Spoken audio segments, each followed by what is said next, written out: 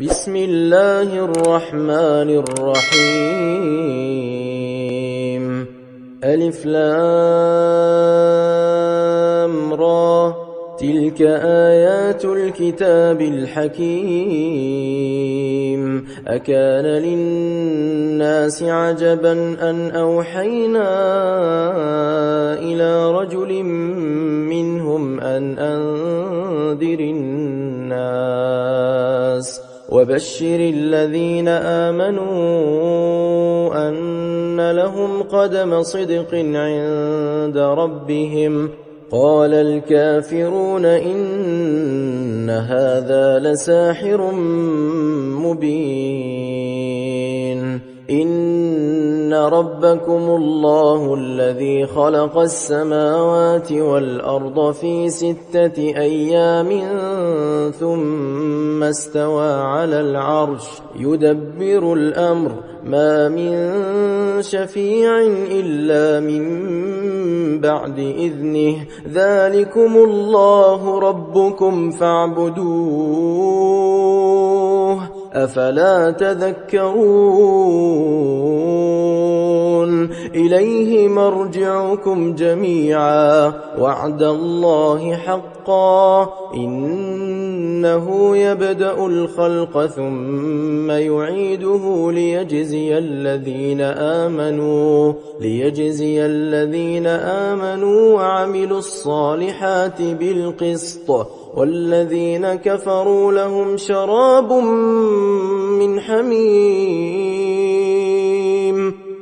شراب من حميم وعذاب أليم بما كانوا يكفرون هو الذي جعل الشمس ضياء والقمر نورا وقدره منازل لتعلموا عدد السنين والحساب ما خلق الله ذلك إلا بالحق يفصل الآيات لقوم يعلمون إن في اختلاف الليل والنهار وما خلق الله في السماوات والأرض لآيات لقوم يتقون إن الذين لا يرجون لقاءنا ورضوا بالحياة الدنيا واطمأنوا بها والذين هم عن آياتنا غافلون أولئك مأواهم النار بما كانوا يكسبون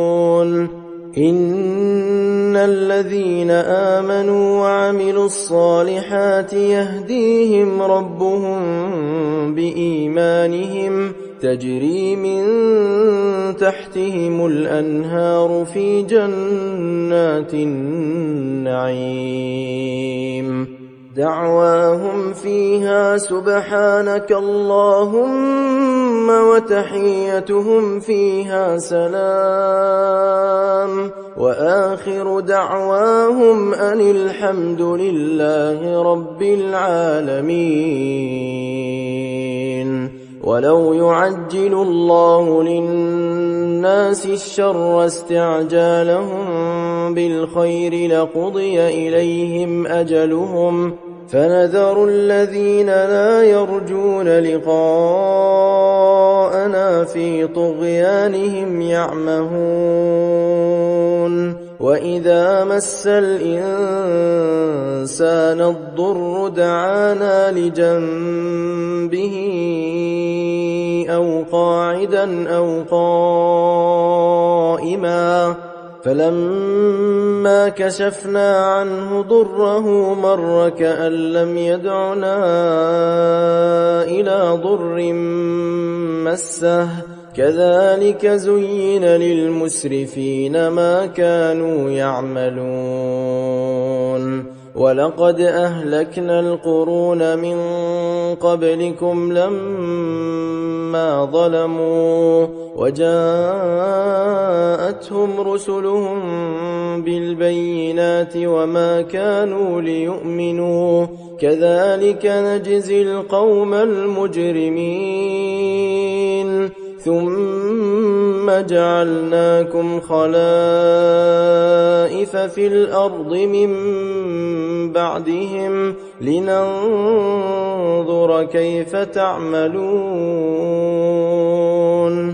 وإذا تتلى عليهم آياتنا بينات قال الذين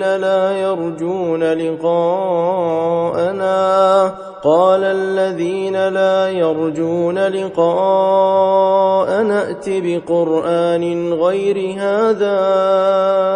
أو بدله قل ما يكون لي أن أبدله من تلقاء نفسي إن أتبع إلا ما يوحى إلي إني أخاف إن عصيت ربي عذاب يوم عظيم قل لو شاء الله ما تلوته عليكم ولا أدراكم به فقد لبثت فيكم عمرا من قبله أفلا تعقلون فمن أظلم ممن افترى على الله كذبا أو كذب بآياته إنه لا يفلح المجرمون ويعبدون من دون الله ما لا يضرهم ولا ينفعهم ويقولون هؤلاء شفعاؤنا عند الله قل أتنبئون الله بما لا يعلم في السماوات ولا في الأرض سبحانه وتعالى عما يشركون وما كان الناس إلا أمة واحدة فاختلفوا ولولا كلمة سبقت من ربك لقضي بينهم فيما فيه يختلفون ويقولون لولا أنزل عليه آية من ربه فقل إنما الغيب لله فانتظروا إني معكم من المنتظرين وإذا أذقنا الناس رحمة من بعد ضراء مستهم إذا لهم مكر في آياتنا قل الله أسرع مكرا إن رسلنا يكتبون ما تمكرون هو الذي يسيركم في البر والبحر حتى إذا كنتم في الفلك وجرين بهم بريح طيبة وفرحوا بها جاءتها ريح عاصف وجاءهم الموج من كل مكان وظنوا أنهم أحيط بهم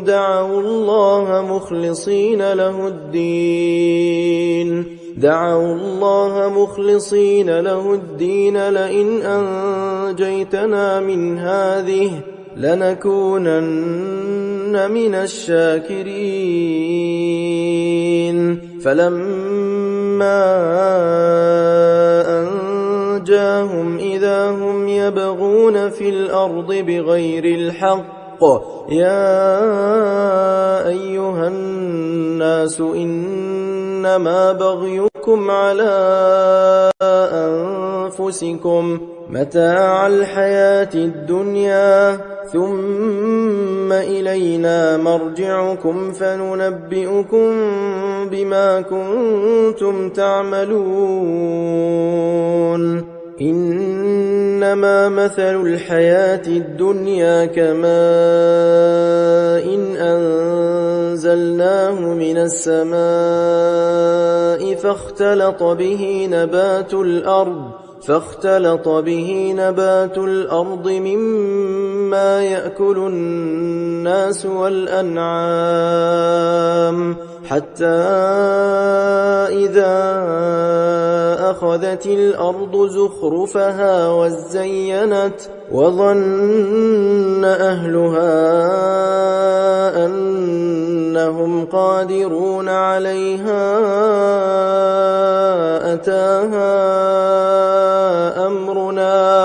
أتاها أمرنا ليلا أو نهارا فجعلناها حصيدا كأن لم تغن بالأمس كذلك نفصل الآيات لقوم يتفكرون والله يدعو إلى دار السلام ويهدي من يشاء إلى صراط مستقيم للذين أحسنوا الحسنى وزيادة ولا يرهق وجوههم قتر ولا ذلة أولئك أصحاب الجنة هم فيها خالدون والذين كسبوا السيئات جزاء سيئة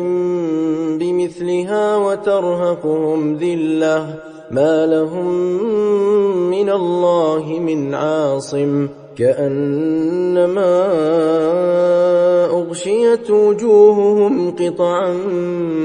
من الليل مظلما أولئك أصحاب النار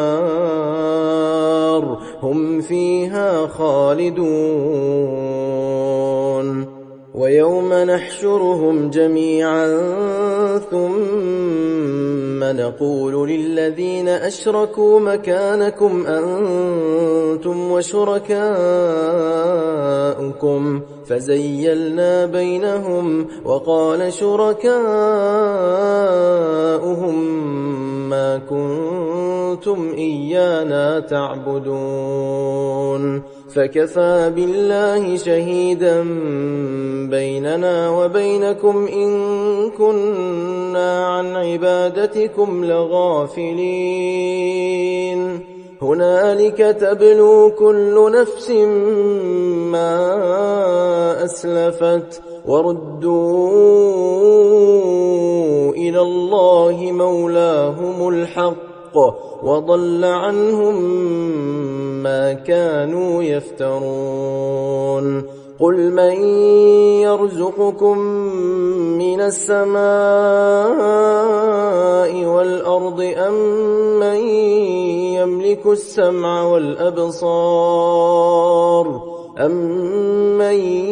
يملك السمع والأبصار ومن يخرج الحي من الميت ويخرج الميت من الحي ومن يدبر الأمر فسيقولون الله فقل أفلا تتقون فذلكم الله ربكم الحق فماذا بعد الحق إلا الضلال فأنى تصرفون كذلك حقت كلمة ربك على الذين فسقوا أنهم لا يؤمنون قل هل من شركائكم من يبدأ الخلق ثم يعيده قل الله يبدأ الخلق ثم يعيده فأنى تؤفكون قل هل من شركائكم من يهدي إلى الحق قل الله يهدي للحق أفمن يهدي إلى الحق أحق أن يتبع أمن لا يهدي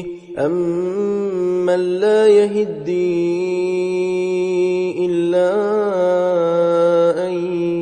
يهدى فما لكم كيف تحكمون وما يتبع أكثرهم إلا ظنا إن الظن لا يغني من الحق شيئا إن الله عليم بما يفعلون وما كان هذا القرآن أن يفترى من دون الله ولكن تصديق الذي بين يديه وتفصيل الكتاب لا ريب فيه من رب العالمين أم يقولون افتراه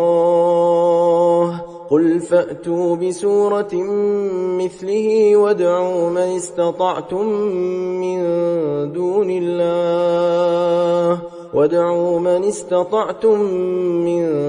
دون الله إن كنتم صادقين بل كذبوا بما لم يحيطوا بعلمه ولما يأتهم تأويله كذلك كذب الذين من قبلهم فانظر كيف كان عاقبة الظالمين ومنهم من يؤمن به ومنهم من لا يؤمن به وربك أعلم بالمفسدين وإن كذبوك فقل لي عملي ولكم عملكم أنتم بريئون مما أعمل وأنا بريء مما تعملون ومنهم من يستمعون إليك أفأنت تسمع الصم ولو كانوا لا يعقلون ومنهم من ينظر إليك أفأنت تهدي العمي ولو كانوا لا يبصرون إن الله لا يظلم الناس شيئا ولكن الناس أنفسهم يظلمون ويوم يحشرهم كأن لم يلبثوا إلا ساعة من النهار يتعارفون بينهم قد خسر الذين كذبوا بلقاء الله وما كانوا مهتدين وإما نرينك بعض الذين نعدهم أو نتوفينك فإلينا مرجعهم ثم الله شهيد على ما يفعلون ولكل أمة رسول فإذا جاء رسولهم قضي بينهم بالقسط وهم لا يظلمون ويقولون متى هذا الوعد إن كنتم صادقين قل لا أملك لنفسي ضرا ولا نفعا إلا ما شاء الله لكل أمة أجل إذا جاء أجلهم فلا يستأخرون ساعة ولا يستقدمون قل أرأيتم إن أتاكم عذابه بياتا أو نهارا ماذا يستعجل منه المجرمون أثم إذا ما وقع آمنتم به الآن وقد كنتم به تستعجلون ثم قيل للذين ظلموا ذوقوا عذاب الخلد هل تجزون إلا بما كنتم تكسبون ويستنبئونك أحق هو قل إي وربي إنه لحق وما أنتم بمعجزين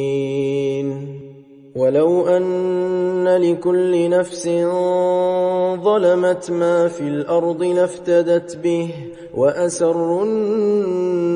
الندامة لما رأوا العذاب وقضي بينهم بالقسط وهم لا يظلمون ألا إن لله ما في السماوات والأرض ألا إن وعد الله حق ولكن أكثرهم لا يعلمون هو يحيي ويميت وإليه ترجعون يا أيها الناس قد جاءتكم موعظة من ربكم وشفاء لما في الصدور وهدى ورحمة للمؤمنين قل بفضل الله وبرحمته فبذلك فليفرحوا هو خير مما يجمعون قل أرأيتم ما أنزل الله لكم من رزق فجعلتم منه حراما وحلالا قل الله أذن لكم أم على الله تفترون وما ظن الذين يفترون على الله الكذب يوم القيامة إن الله لذو فضل على الناس ولكن أكثرهم لا يشكرون وما تكون في شأن وما تتلو منه من قرآن ولا تعملون من عمل إلا كنا عليكم شهودا إذ تفيضون فيه وما يعزب عن ربك من مثقال ذرة في الأرض ولا في السماء ولا أصغر من ذلك ولا أكبر إلا في كتاب مبين ألا إن أولياء الله لا خوف عليهم ولا هم يحزنون الذين آمنوا وكانوا يتقون لهم البشرى في الحياة الدنيا وفي الآخرة لا تبديل لكلمات الله ذلك هو الفوز العظيم ولا يحزنك قولهم إن العزة لله جميعا هو السميع العليم ألا إن لله من في السماوات ومن في الأرض وما يتبع الذين يدعون من دون الله شركاء إن يتبعون إلا الظن وإن هم إلا يخرصون هو الذي جعل لكم الليل لتسكنوا فيه والنهار مبصرا إن في ذلك لآيات لقوم يسمعون قالوا اتخذ الله ولدا سبحانه هو الغني له ما في السماوات وما في الأرض إن عندكم من سلطان بهذا أتقولون على الله ما لا تعلمون قل إن الذين يفترون على الله الكذب لا يفلحون متاع في الدنيا ثم إلينا مرجعهم ثم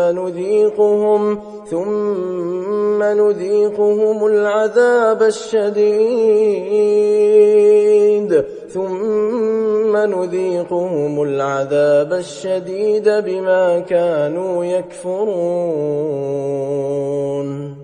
واتل عليهم نبأ نوح إذ قال لقومه يا قوم إن كان كبر عليكم مقامي وتذكيري بآيات الله فعلى الله توكلت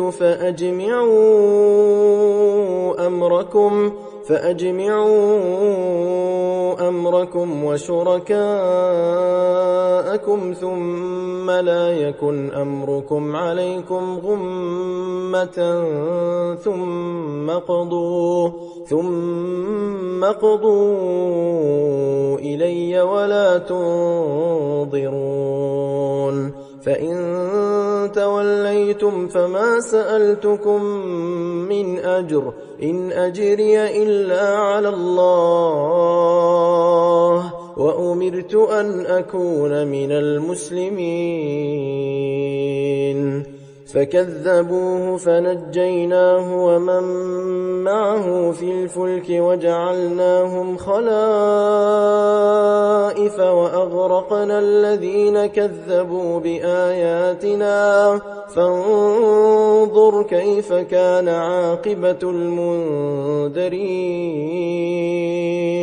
ثم بعثنا من بعده رسلا إلى قومهم فجاءوهم بالبينات فما كانوا ليؤمنوا بما كذبوا به من قبل كذلك نطبع على قلوب المعتدين ثم بعثنا من بعدهم موسى وهارون إلى فرعون وملئه بآياتنا فاستكبروا وكانوا قوما مجرمين فلما جاءهم الحق من عندنا قالوا إن هذا لسحر مبين قال موسى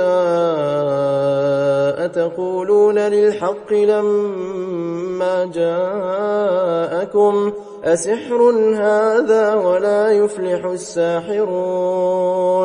قالوا أجئتنا لتلفتنا عما وجدنا عليه آباءنا وتكون لكما الكبرياء في الأرض وما نحن لكما بمؤمنين. وقال فرعون ائتوني بكل ساحر عليم. فلما جاء السحرة قال لهم موسى ألقوا ما أنتم ملقون. فلما ألقوا قال موسى ما جئتم به السحر إن الله سيبطله إن الله لا يصلح عمل المفسدين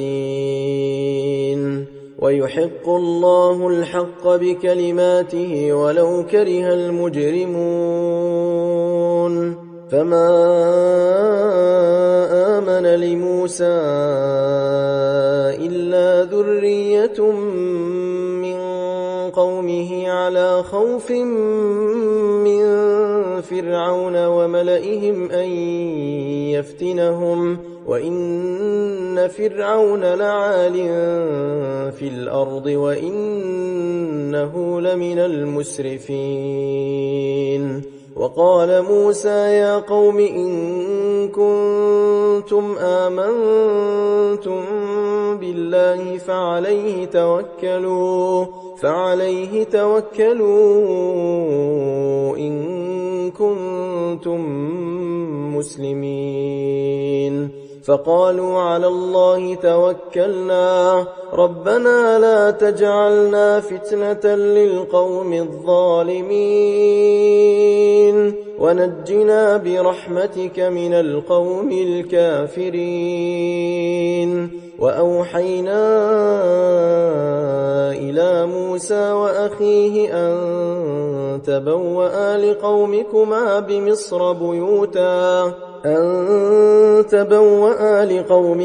بمصر بيوتا واجعلوا بيوتكم قبلة وأقيموا الصلاة وبشر المؤمنين. وقال موسى ربنا إنك آتيت فرعون وملأه زينة وأموالا في الحياة الدنيا ربنا ليضلوا عن سبيلك ربنا اطمس على أموالهم واشدد على قلوبهم فلا يؤمنوا حتى يروا العذاب الأليم. قال قد أجيبت دعوتكما فاستقيما ولا تتبعان سبيل الذين لا يعلمون. وجاوزنا ببني إسرائيل البحر فأتبعهم فرعون وجنوده بغيا وعدوا حتى إذا أدركه الغرق قال آمنت أنه لا إله إلا الذي آمنت به بنو إسرائيل وأنا من المسلمين. الآن وقد عصيت قبل وكنت من المفسدين فاليوم ننجيك ببدنك لتكون لمن خلفك آية وإن كثيرا من الناس عن آياتنا لغافلون. ولقد بوأنا بني إسرائيل مبوأ صدق ورزقناهم من الطيبات فما اختلفوا حتى جاءهم العلم إن ربك يقضي بينهم يوم القيامة فيما كانوا فيه يختلفون فإن كنت في شك مما أنزلنا إليك فاسأل الذين يقرؤون الكتاب من قبلك لقد جاءك الحق من ربك فلا تكونن من الممترين ولا تكونن من الذين كذبوا بآيات الله فتكون من الخاسرين إن الذين حقت عليهم كلمة ربك لا يؤمنون ولو جاءتهم كل آية حتى يروا العذاب الأليم فلولا كانت قرية آمنت فنفعها إيمانها إلا قوم يونس لما آمنوا كشفنا عنهم عذاب الخزي في الحياة الدنيا ومتعناهم إلى حين ولو شاء ربك لآمن من في الأرض كلهم جميعا أفأنت تكره الناس حتى يكونوا مؤمنين وما كان لنفس أن تؤمن إلا بإذن الله ويجعل الرجس على الذين لا يعقلون قل انظروا ماذا في السماوات والأرض وما تغني الآيات والنذر عن قوم لا يؤمنون فهل ينتظرون إلا مثل أيام الذين خلوا من قبلهم قل فانتظروا إني معكم من المنتظرين ثم ننجي رسلنا والذين آمنوا كذلك حقا علينا ننجي المؤمنين قل يا أيها الناس إن كنتم في شك من ديني فلا أعبد الذين تعبدون من دون الله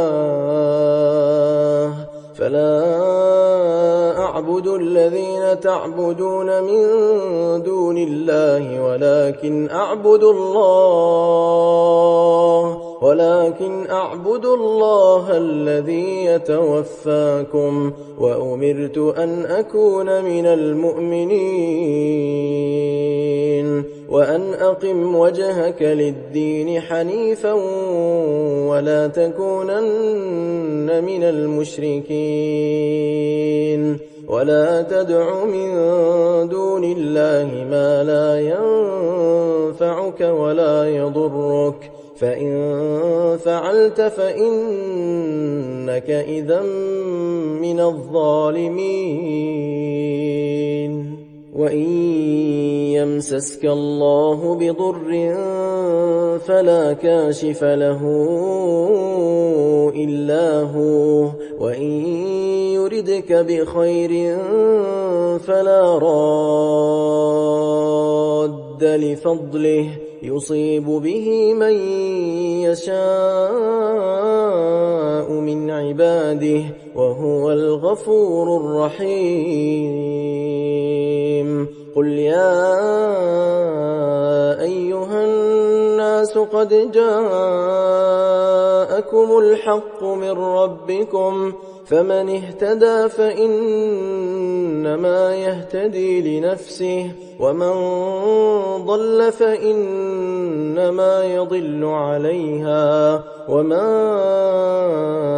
أنا عليكم بوكيل واتبع ما يوحى إليك واصبر حتى يحكم الله وهو خير الحاكمين.